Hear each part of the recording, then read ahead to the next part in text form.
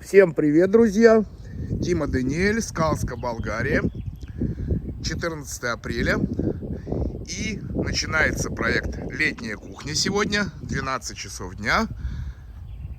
Вот, сейчас фотографирую, снимаю не только для вас и для себя, чтобы видеть, как было и как потом будет. Вот площадка подготовлена, мусор убран, бетономешалка стоит, дверь в подвал, окна на кухне. Что будет? Думаю, будет хорошо, но пока что начинаем с фундамента.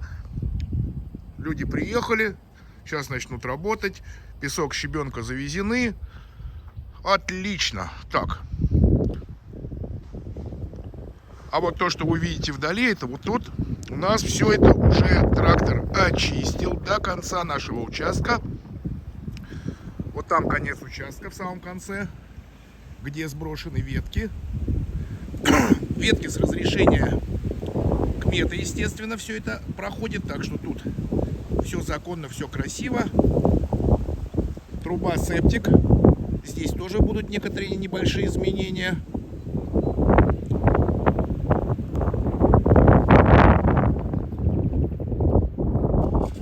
Вот Светлана.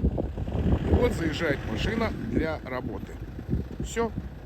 Продолжим потом. Всем привет, друзья! Дима Даниэль, Скалска, Болгария, 15 апреля, 23 год.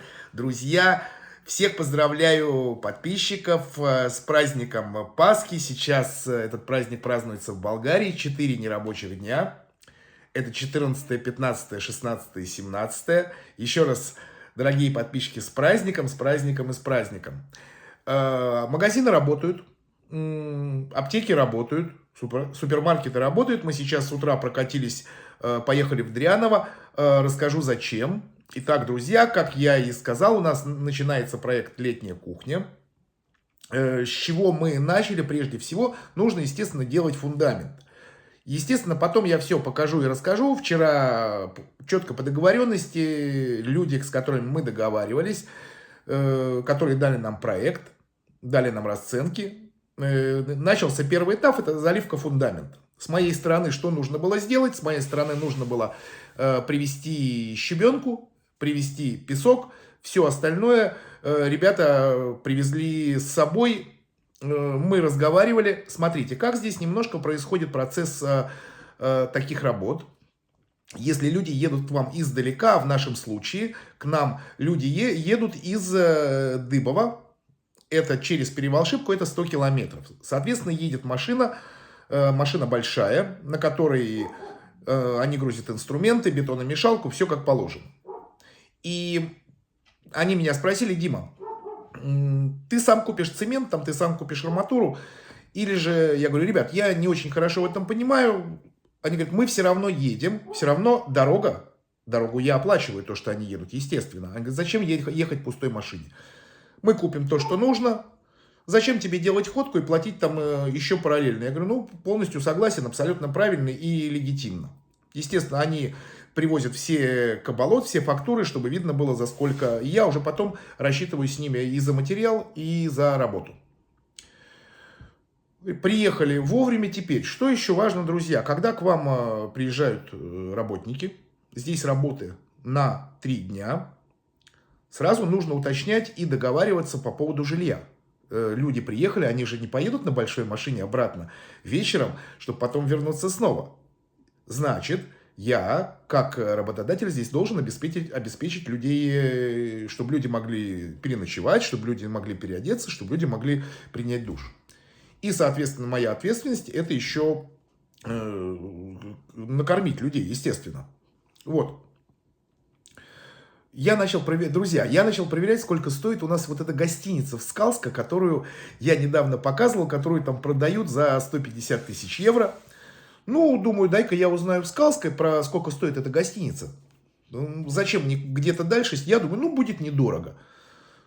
Ну, не знаю, нам за эти комнаты, которые там в этой гостинице, зарядили по 95 лев на 2 человек в ночь. Я такой в шоке. Я говорю: ребят, а сколько у вас звезд? Они говорят, у нас прочная 1 звезда. Я говорю, а почему как бы такая цена-то? 95 за 2 человек чисто переночевать. Это что, у нас Мариот, что ли? Не знаю. К примеру, в Габрово, отель «Балкан», центр города, прочные 3 звезды, ночь на двоих, 90 лев. А здесь 1 звезда, 95. Ну, потому что иностранцы. Нет, я отказался, я сказал, не, ребята, извините, это не то, что дорого, здесь цена-качество не совпадает. И мы отвезли людей в отель Дряново, где тоже комната сейчас стоит уже 96 лев на двоих. При том, что отель Дряново, ну, как-то он намного похуже, чем отель «Балкан». И если хотите размещаться именно в Дряново, я вам порекомендую другое место. Есть другой комплекс. Чуть подороже, но намного интереснее и круче.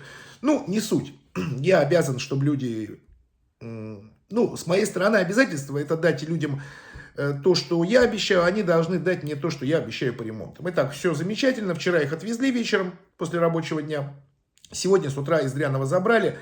И почему я и видела открытые некоторые магазины. Вот, так что 2-й день сегодня у нас по летней кухне все идет по плану. Что меня неслыханно радует, когда все идет по плану. Вот он очень меня радует, понимаете. Сейчас ребята профессионалы, это видно. Умеют работать, знают, все инструменты привезли с собой, полностью подготовлены. И сейчас они там занимаются, не знаю чем, потому что я не лезу как-то... Точнее, я знаю, что происходит, и я знаю, что делают. Они рассказывают, они мне все объясняют. Самая главная цель, ребята, это поставить этот, фундамент. Фундамент предыстории огромная. Я еще летом начал приглашать людей, чтобы начать проект «Летняя кухня». Еще тем летом. Параллельно, чтобы шло. Ну, пришел один болгарский рабочий. Привели его, он посмотрел, говорит, а у вас рулетка есть? Я говорю, чего? Рулетка, говорит, у вас есть? Я говорю, ты что, с собой не принес? А я забыл. Ну вот первый критерий профессионализма, когда к вам приходит человек, который говорит, что он может и умеет делать все, но он не приносит с собой рулетку. Ну, замечательно, он посмотрел, говорит, я тебе дам ответ. Ну, до сих пор ответа нет, это был первый случай. 2-й случай, еще один специалист пришел, тоже я все знаю, я все умею, а у вас рулетка есть? Ну, я уже понял, что это Болгария, здесь все нормально, здесь вот так. 2-й человек тоже не дал мне ответ. Я не понимаю, почему, то ли они меня стеснялись, когда я изначально объясняю людям, ребят, вы сделайте хорошо, я вам все заплачу четко и хорошо, но надо сделать хорошо, ответственно. И если вы думаете, что я из Израиля, и нам надо сразу лево переводить в евро, то я говорю, ребят, нет. Пожалуйста, не заряжайте цену. Я всегда перед тем, как договариваюсь, я вот произношу эти коронные фразы.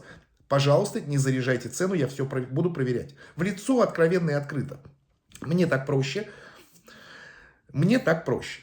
Вот, когда я получаю цену на работу, есть сметка, я посмотрел, позвонил одному товарищу, позвонил другому, послал файл, он посмотрел, говорит, не, Дим, что-то тебе там слишком сильно зарядили. Или мне сказали, нормально, это сегодня такая цена, да, Дима, это адекватно. Все, здесь то же самое, мы были такие же договоренности, что, да, нас устроил первый этап, это фундамент, все нормально, работаем, и... В общем-то, замечательно. Так что имейте, пожалуйста, в виду, что если к вам приезжает бригада из другого города, а работать им надо дня 2-3, обговаривайте вот эту ситуацию. Потому что либо платите им за то, что они вернутся и снова приедут, либо оплачивайте проживание. У нас в доме, соответственно, проживание быть невозможно, потому что здесь места нет. Если бы у нас была отдельная комната, конечно, пожалуйста, живите. И вот душ, туалет, это всегда к вашим услугам, никаких проблем. Вот такая ситуация по вот таким работам. Ну, по крайней мере, рассказывают так, как у нас. Как другие, я не знаю. Значит, моя ответственность, их ответственность приехать.